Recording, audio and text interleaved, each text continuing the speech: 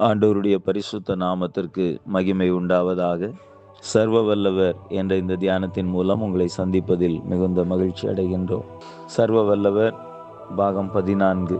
தலைப்பு: சர்வ வல்லவரின் ஞானமும் பரிபூரணமும். வேத பகுதி யோபு 11ஆம் அதிகாரம் 7 முதல் 10 வரை. தேவனுடைய அந்தரங்க ஞானத்தை நீர் ஆராய்ந்து சர்வ வல்லவருடைய சம்பூரணத்தை நீர் அறியக்கூடுமோ? அது வானபரியந்தம் உயர்ந்தது, உம்மால் என்ன ஆகும்? அது பாதாளத்திலும் ஆழமானது, நீர் அறியக்கூடியது என்ன? அதன் அளவு பூமியை பார்க்கிலும் நீளமும் சமுத்திரத்தை பார்க்கிலும் அகலமுமாய் இருக்கிறது. அவர் பிடித்தாலும் அவர் அடைத்தாலும், அவர் நியாயத்தில் கொண்டு வந்து நிறுத்தினாலும் அவரை தடை பண்ணுகிறவன் யார்? கர்த்தருடைய நாமத்திற்கு மகிமை உண்டாவதாக. இங்கே நாகமாத்தியனாகிய சோப்பார் உடைய வார்த்தைகளை வாசிக்க கேட்டோம். தேவனை குறித்தவர் சொல்லும்போது, தேவனுடைய அந்தரங்க ஞானத்தை நீர் ஆராய்ந்து சர்வ வல்லவருடைய சம்பூரணத்தை நீர் அறியக்கூடுமோ? தேவன் ஞானத்தில் பெரியவர். சர்வ வல்லமையுள்ள தேவனுடைய சம்பூரணம் என்று சொல்வது ஆங்கிலத்திலே பெர்ஃபெக்ஷன் என்று சொல்லி இருக்கிறது. லிமிட்ஸ் ஆஃப் அல்மைட்டி என்றும் சொல்லி இருக்கிறது. தேவனுடைய அந்த பெரிய ஞானம், அந்த பரிபூரணம் போன்றவை மிகவும் சிறப்பானது. அதை மனிதர்களாகிய நம்மால் எளிதில் அறிந்து கொள்ள முடியாது. ஆகிலும் தேவன் அவருடைய ஞானத்தை நமக்கு தருகிறார். தானியேல் 2ஆம் அதிகாரம் 21ஆம் வசனத்திலே தானியேல் சொல்லுகிறார், அவரே ஞானிகளுக்கு ஞானத்தையும் அறிவாளிகளுக்கு அறிவையும் கொடுக்கிறார் என்று சொல்லியிருக்கிறார். அன்பானவர்களே, நம்முடைய தேவன் அவர் ஞானமாய் இருப்பது மட்டுமல்ல, அவரை தேடுகிறவர்களுக்கு, அவரை நம்புகிறவர்களுக்கு, அவர் மீது விசுவாசம் வைக்கிறவர்களுக்கு தேவன் தமது ஞானத்தையும் அறிவையும் நமக்கு கொடுக்கிறார். ஆகவேதான் அந்த எபிரேய வாலிபர்கள் மற்றவர்களை விட அறிவிலும் புத்தி கெடுத்த விஷயத்திலும் மற்றவர்களை விட 10 மடங்கு சமர்த்தராயிருந்தார்கள் என்று நாம் வாசிக்கிறோம். ஆகவே அவர் ஞானிகளுக்கு ஞானத்தை, அறிவாளிகளுக்கு அறிவை கொடுக்கிறார். ஆண்டவர் இயேசு கிறிஸ்து சொன்னார், அவரை குறித்து அறிவிக்கின்ற மக்களுக்கு லூக்கா 21:15 ஒருவரும் எதிர் பேசவும் எதிர் நிற்கவும் கூடாத ஞானத்தை, வார்த்தையும் ஞானத்தையும் கொடுப்பேன் என்று கூறியிருக்கிறார். இப்போ ஞானத்தை ஆண்டவர் தருகிறார். பிரியமானவர்களே, நமது வேலைகளை செய்ய, நமது கடமைகளை செய்ய, கர்த்தருக்கு நாம் சேவை செய்யவும் அவருடைய ஞானம் நமக்கு தேவை. ஆகவே அதை தேவனிடத்திலே நாம் பெற்றுக்கொள்ள முடியும். தேவன் யாருக்கு ஞானத்தை கொடுக்கிறார்?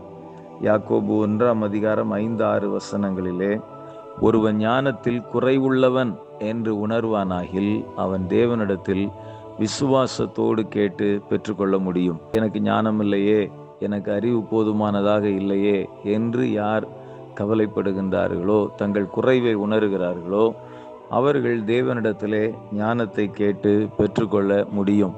படிப்பதற்கு, நமது கடமைகளை செய்வதற்கு, நமது பணிகளில் பிரயோஜனமானவர்களாய் இருப்பதற்கு நாம் தேவனுடைய ஞானத்தை கேட்டு பெற்றுக்கொள்ள முடியும். சாலமோன் ஞானி. அவர் ராஜாங்கத்தில் ராஜாவாக வந்தபோது, இந்த ஜனங்களை விசாரிப்பதற்கு அடியேனுக்கு ஞானமுள்ள இருதயத்தை தர வேண்டும் என்று தேவனிடத்தில் விண்ணப்பம் பண்ணினார். தேவன் அவருக்கு ஞானத்தையும் ஐஸ்வர்யத்தையும் அவர் கேட்காத கனத்தையும் மகிமையும் சேர்த்து கொடுத்தார். காரணம், ஞானத்தை அவர் கேட்டது தேவனுக்கு பிரியமாக இருந்தது. ஆகவே நாமும் நமது காரியங்களை செய்வதற்கு தேவ ஞானத்தை கேட்போம். நீ உன்னை ஞானி என்று எண்ணாதே என்று வேதம் சொல்லுகிறது. நாம் நம்மை ஞானி என்று எண்ணாதபடி ஞானத்தை கேட்டு தேவனிடத்தில் பெற்றுக்கொள்வோமாக. பிரசங்கி 2:26 தேவன் தமது பார்வைக்கு நல்லவனாய் இருக்கிறவனுக்கு ஞானத்தையும் அறிவையும் இன்பத்தையும் கொடுக்கிறார் என்று சொல்லியிருக்கிறது. ஆகவே தேவனுடைய பார்வையில் நாம் செம்மையானவர்களாய் இருப்போமானால் தேவன் நிச்சயமாய் நமக்கு ஞானத்தை தருவார். அவர் தருகிற ஞானம் சுத்தமும் அது இணக்கமும் உள்ள ஞானம் என்று யாக்கோபு கூறுகிறார். பரத்திலிருந்து வருகிற ஞானம், அது உலக ஞானம் அல்ல, அது தேவனிடத்திலிருந்து வருகிற ஞானம். அதுவே நமது வாழ்வுக்கு மிகவும் பிரயோஜனம். ஆகவேதான் பவுல் அப்போஸ்தலன் எபேசியர் 1ஆம் அதிகாரம் 17ஆம் வசனத்திலே, நான் உங்களுக்கு ஞானத்தையும் தெளிவையும் அளிக்கிற ஆவியை தந்தருள வேண்டும் என்று வேண்டுதல் செய்கிறேன். எதற்காக? தேவனை, மகிமையின் பிதாவை அறிந்து கொள்ளுவதற்கான ஞானம், அறிவையும் அந்த உணர்வையும் அருளுகிற ஆவியை உங்களுக்கு தந்தருள வேண்டும் என்று வேண்டிக் கொள்ளுகிறேன் என்று கூறுகிறார். ஆகவே நமக்கு ஞானத்தில் பிரதானமானது தேவனை அறிந்து கொள்ளுகிற ஞானம். அந்த ஞானத்தை ஆண்டவர் உங்களுக்கு கொடுக்க வேண்டும் என்று வேண்டிக் கொள்ளுகிறேன் என்று சொல்லுகிறார். ஆகவே நாமும் இந்த ஜெபத்தை ஏறெடுப்போம். ஆண்டவரே, எனக்கு ஞானத்தை தாரும், உம்மை அறிந்து கொள்ள ஞானத்தை தாரும், உமது வசனத்தை அறிந்து கொள்ள ஞானத்தை தாரும், உமது கிருபையை உணர்ந்து கொள்ள ஞானத்தை தாரும், நீர் உண்டாக்கின காரியங்களை அறிந்து கொள்ள ஞானத்தை தாரும், என்னை அறிந்து கொள்ள ஞானத்தை தாரும், எனது வேலை, எனது கடமை, எனது கல்வி போன்றவற்றில் எனக்கு ஞானம் தாரும் என்று சர்வ வல்லவரிடத்தில் நாம் ஞானத்தை கேட்போமானால் எந்த பேதையும் ஞானியாக்கி அவர்களை பிரயோஜனம் உள்ளவர்களாய் மாற்ற ஆண்டவர் வல்லவராக இருக்கிறார். கர்த்தர் நம் ஒவ்வொருவருக்கும் உதவி செய்வாராக. நாம் ஜெபம் செய்வோம்.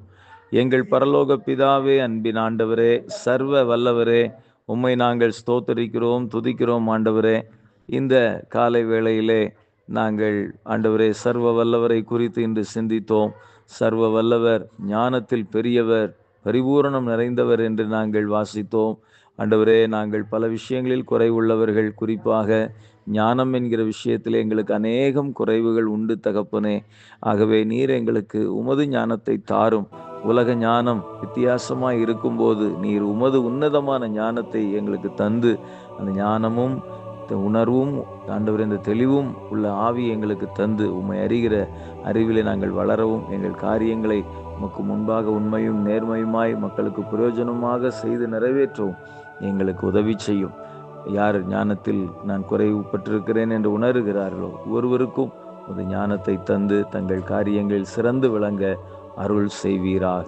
எல்லா துதி கன மகிமை உமக்கு நாங்கள் ஏறெடுக்கிறோம். இயேசு கிறிஸ்துவின் நாமத்தில் கேட்கிறோம் பிதாவே. ஆமேன், ஆமேன்.